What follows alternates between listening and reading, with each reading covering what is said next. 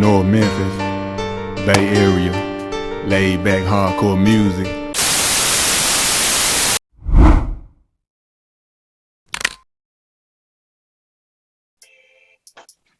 Welcome to the goddamn channel. You got your boy Red and John, you hear me? And I got another Memphis pioneer, Memphis underground legend. Z-Dogg, what's up with you, homie?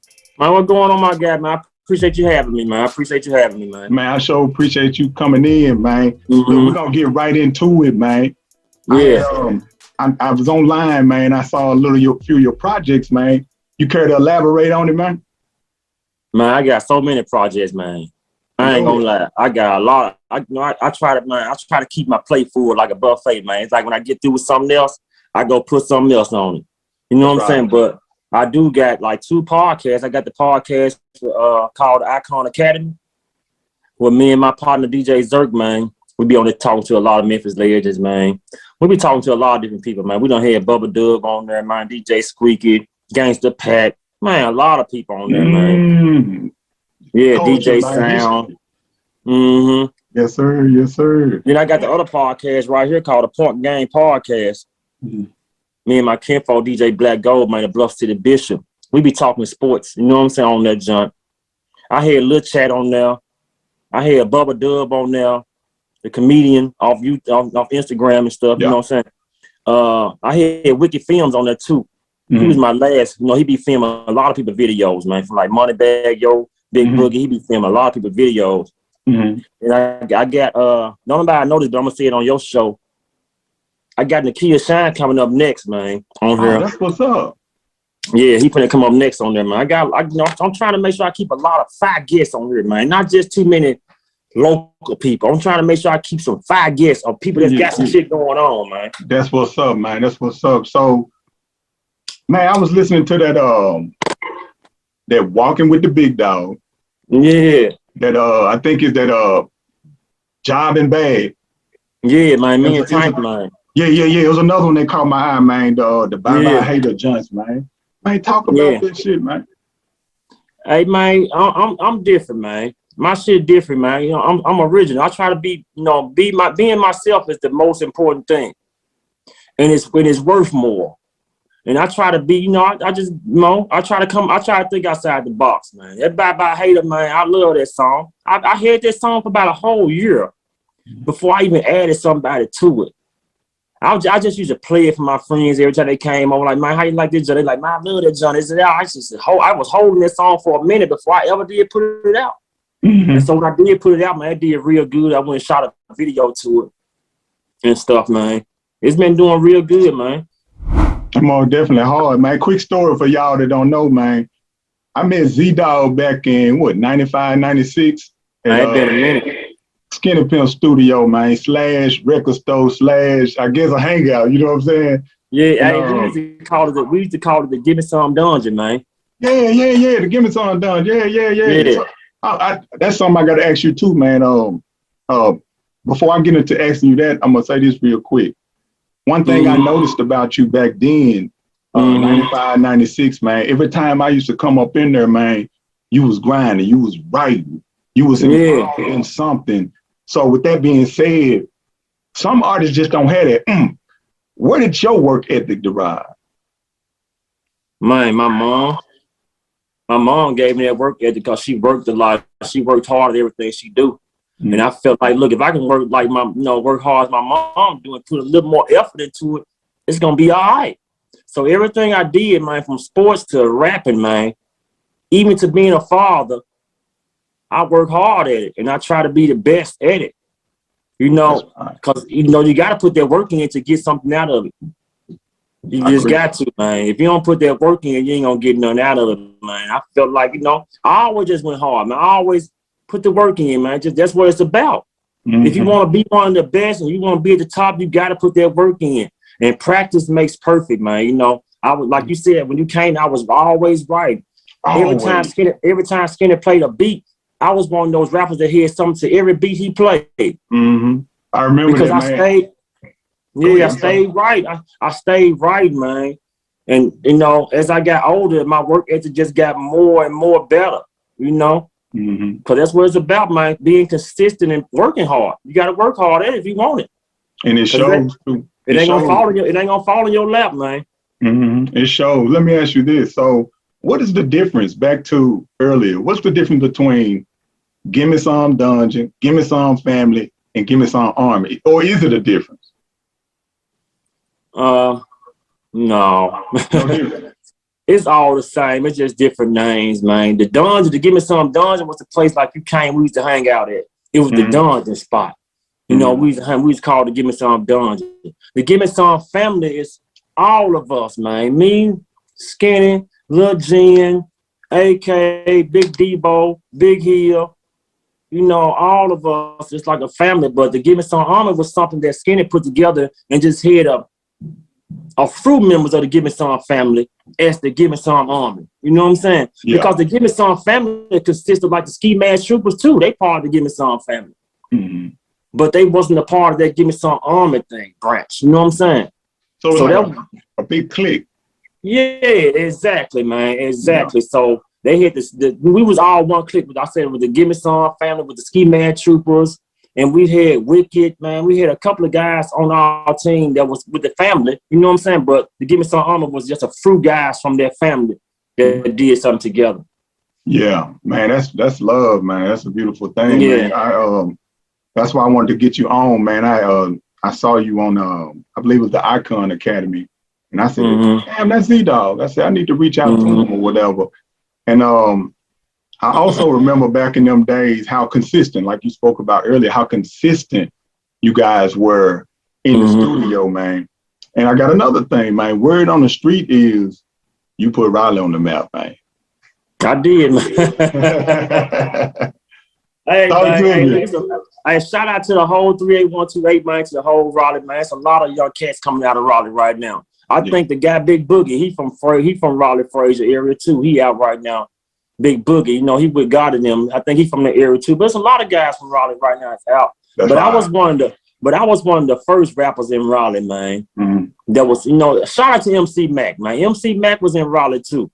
You know, I know you heard MC Mac, right? Yeah, definitely. Yeah, definitely. Yeah, he was in Raleigh too. But I you know, he was with 3-6, man. I was out there in the trenches in Raleigh. You know, I was out there with the hood, man. You see me, man, with my CDs, man. You know, and I was screaming Raleigh every day. You know what I'm saying? It's kind of like, go ahead, I'm sorry. And I felt like I was the dude that put Raleigh on the map, man, because I brought a lot of rappers to Raleigh, and I was out there representing. I even won talent shows for Raleigh. They came to Raleigh. I was the one that won it for Raleigh. You know what I'm saying? They had a competition in Raleigh one day, man. They said whoever win it gonna win this $500-600, and they're gonna win a record deal. And I won it. Straight up. Yeah, I told the record deal up, but I kept the money. I just passed it out to my niggas, and they came. I gave them part of the money, but I ain't want the record deal because I always been independent. That's what's up, man. And that's another thing that I really try to preach to a lot of the younger guys that's coming up in the game, like the independent, you know, just being independent. Yeah. So let me ask you this, brother. What's your creative process in the studio? Because, you know, some people like to pop pills. I knew a guy that used to be in the dark flowing on the mic. Like, what's your creative process to get your juices flowing? Man, just give me a tight beat. You give me a good beat. That's, you know, because I'm so versatile, right? I don't even know how I'm going to come on songs before we know, because I don't have one style. The beat makes my style. So sometimes dudes want me to do features with them, and they like, Z-Dogg, I want you to come like this. But if you don't give me no beat like that, I'm not going to come like that, because the beat makes me come different. I ride the beat differently on all of my tracks, man. You know, I smoke weed, but I don't do nothing else. I don't drink. I don't do nothing. I don't pop pills or none of that shit. You know, I smoke a little weed. Like I said, I smoke joints and shit, but I'm so versatile, man. I don't really just have one style, man. Like if you hear my music, this song ain't gonna sound like that, and that song ain't gonna sound like this. It's gonna be different. It's gonna be a different flow, different melody. I might be singing or harmonizing on because the beat really makes my flow, man.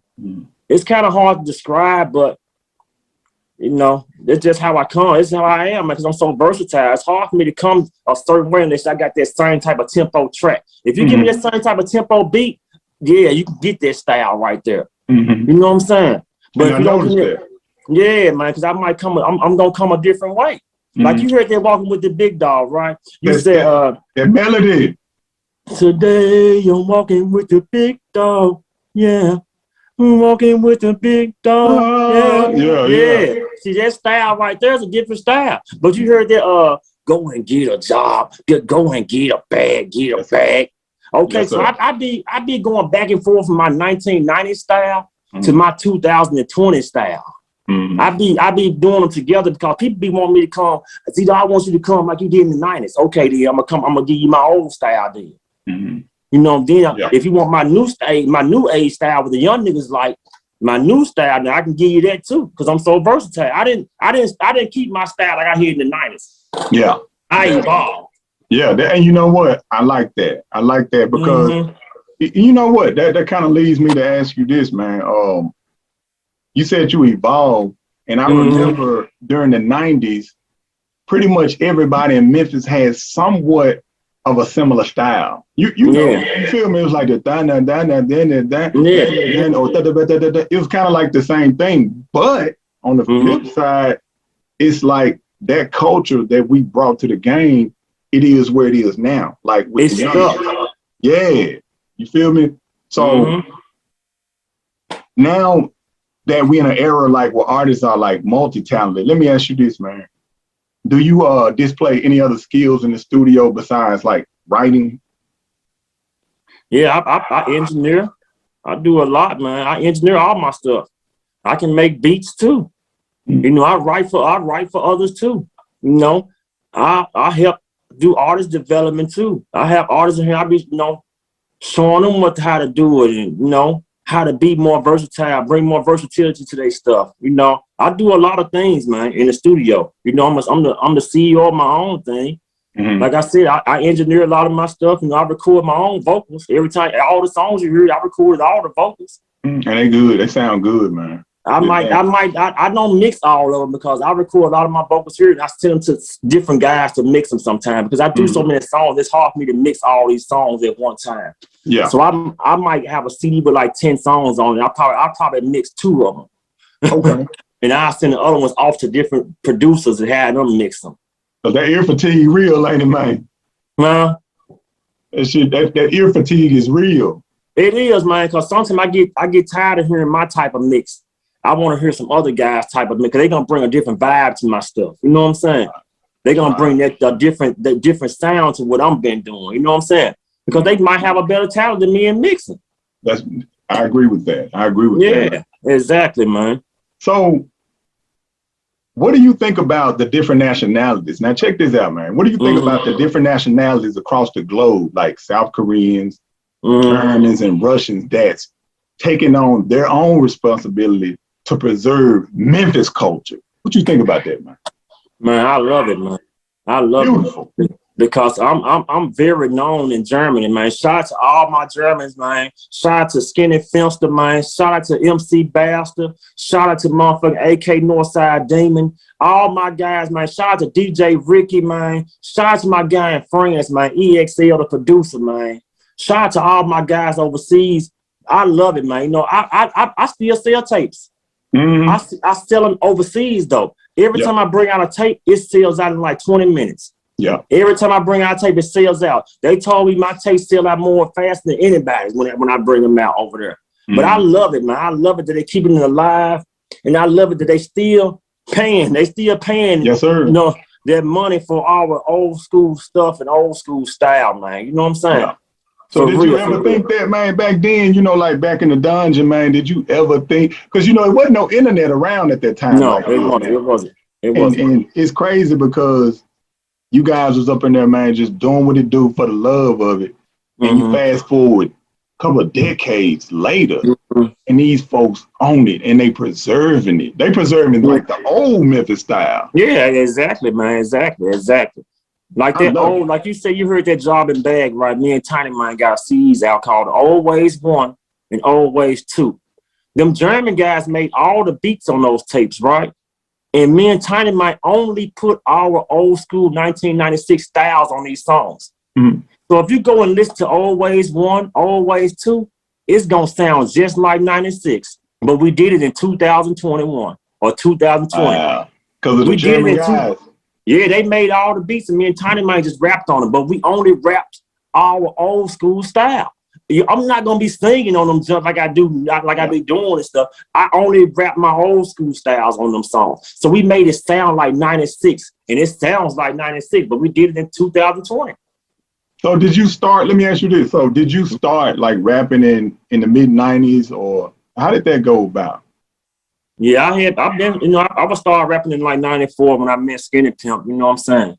Okay. You know, he put me in studio, you know. He wrote a couple of my first raps to get me like going, you know what I'm saying? Which I knew how to rap and write, but he taught me how to write my bars, get that flow right, you know what I'm saying? Yeah. So I took that and ran with it with my own style. You know what I'm saying? Yeah. Added my own little tweaks to it and stuff. But I've been doing the music thing, man, for a long time. Man, that's what's up, man. Tell us more about that, man. The Icon Academy, your game show, and etc. Man, tell us about it.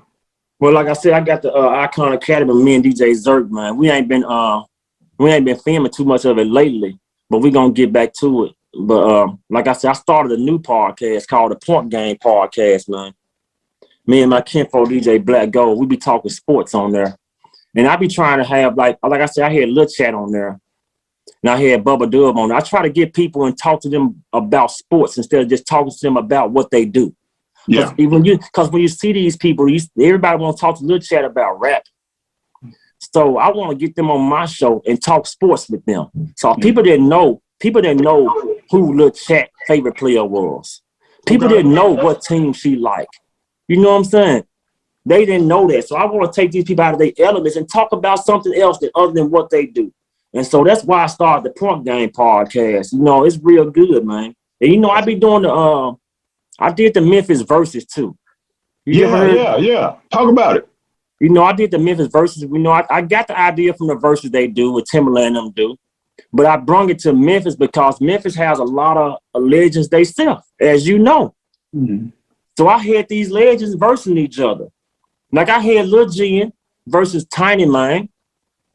I had Tom Ski Mask versus Lil Noah. Mm-hmm. I had Miscellaneous versus Nasty Nardo. I versed MC Mac. Mm-hmm. You know, I brought that thing to Memphis, man. That shit took off, man. They love it. I just filmed it, I edited it, and I got the spot. I put all that shit together. Man. And they love that shit, man, for real. Beautiful thing, man. They love it, man. And now I try to keep something going. I did that. Like I said, now I got a new game show called Bet You Don't Know. Talk to me. And it's about Memphis history, man. I'm asking people about their Memphis sports history, their Memphis food history, their Memphis music history, and Memphis history in general. And I'm asking these people like 2 or 3 questions on the street. I'm on the street on Beale Street, downtown. I'm about to go to the Memphis Music Fest later on today and film an episode. I need to come down. What time you gonna be down there, man? I'm gonna be down there about I'm gonna be down there about 5 o'clock today. Okay, and that's what, like Cooper Young, somewhere like that? Exactly, man. Yeah, exactly, man. Up, man. And so I got the game show. I be giving away prizes, man, to people. I be giving away gift cards. I give away some money sometime. You know, I'm starting on the street, but I'm going to take it to a big production to where I have 2 contestants versing each other inside a building like a real game show. Oh shit, that's gonna be nice right there, man. Hey, you might have to go and ask me a question while we out here, man. See why? Yeah, man. I was asking a question on the streets, man. I was asking people, what number did Derrick Rose wear when he went to Memphis, when he went to the University of Memphis? What was his jersey number? To the University of Memphis. Damn. You took too long. Damn. It wasn't 5, was it? It wasn't number 5. No, it wasn't. Was it number 1? 23.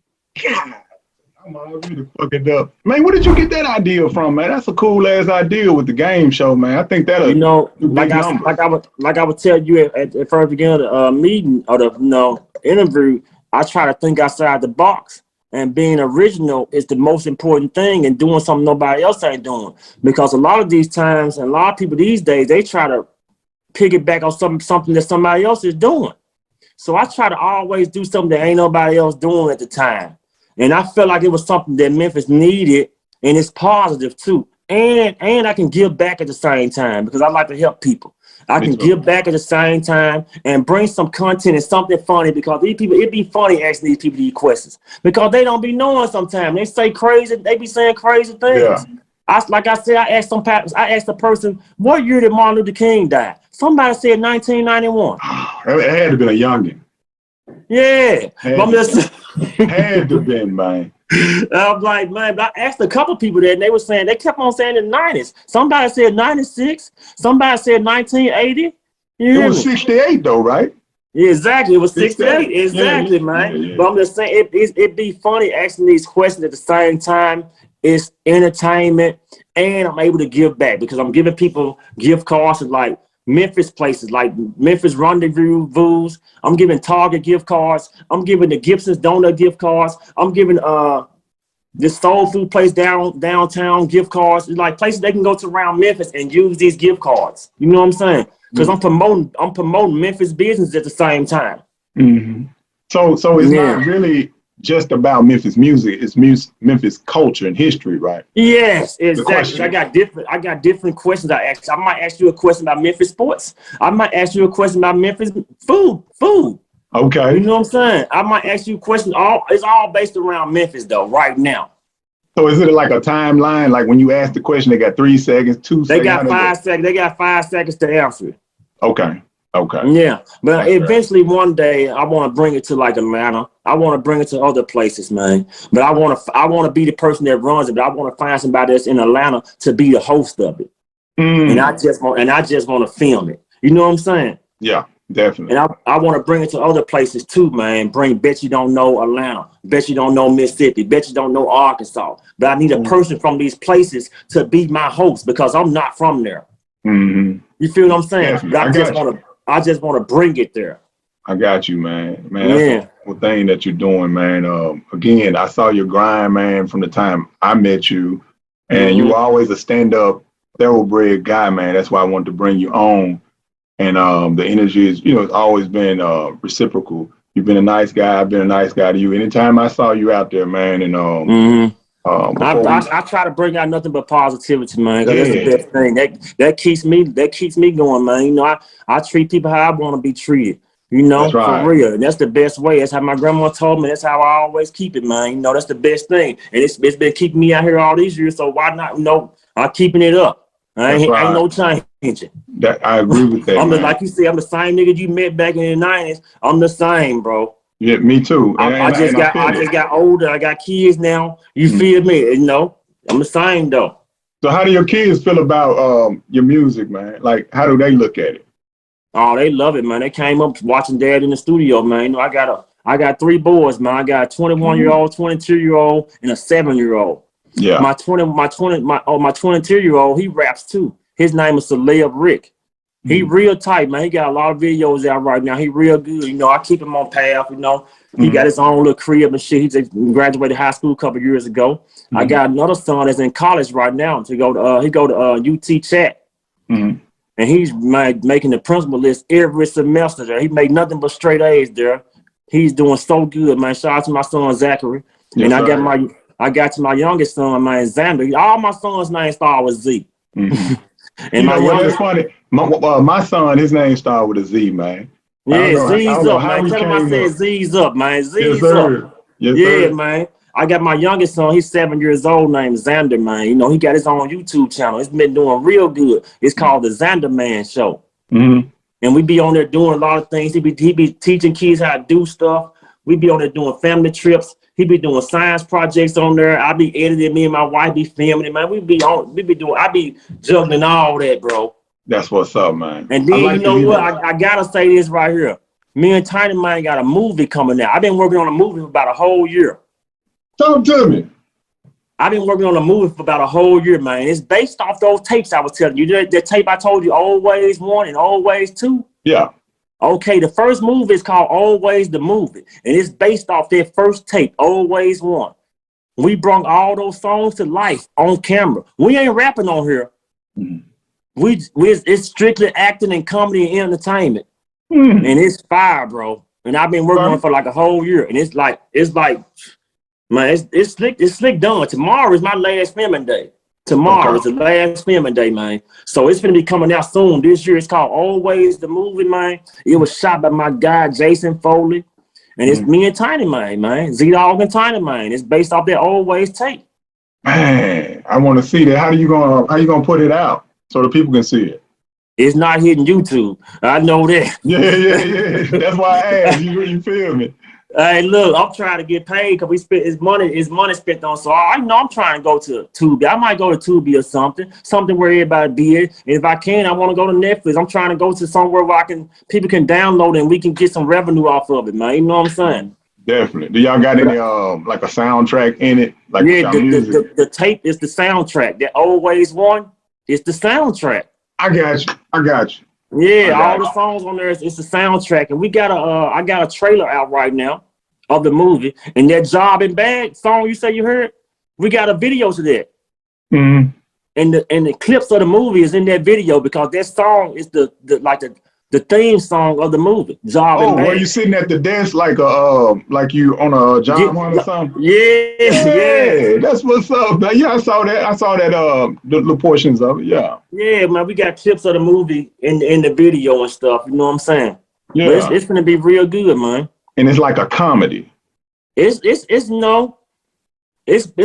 comedy, action, cause it's a variety of things, man. It's gonna be a hood classic, bro. Yeah, for real. It's really gonna shock people, man, for real, because we've been working on so long. I mean, I'm a perfectionist. I'm damn sure I ain't gonna let y'all see it until Z-Dogg like it. I got you. I feel like if I like it, y'all gonna like it. That's right. I'm with you on that one, man. Look, before we wrap it up, man, do you have any last words, bro?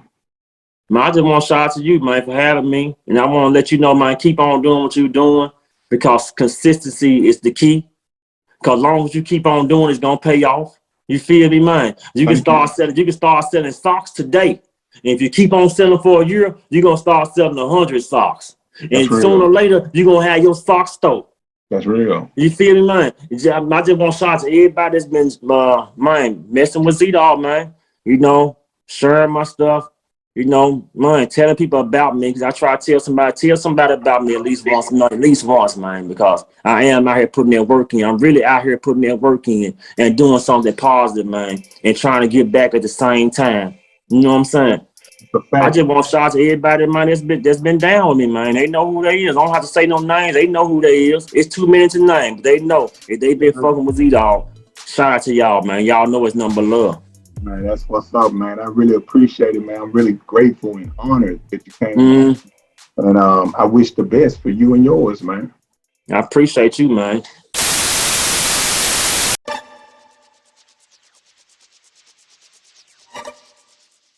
Rappers, independent artists, and singers, get your high quality beats right now. We got them. Super affordable no matter what your budget is. We have WAV files, MP3s, and stems are available. So go ahead and click the link down below and get them right away.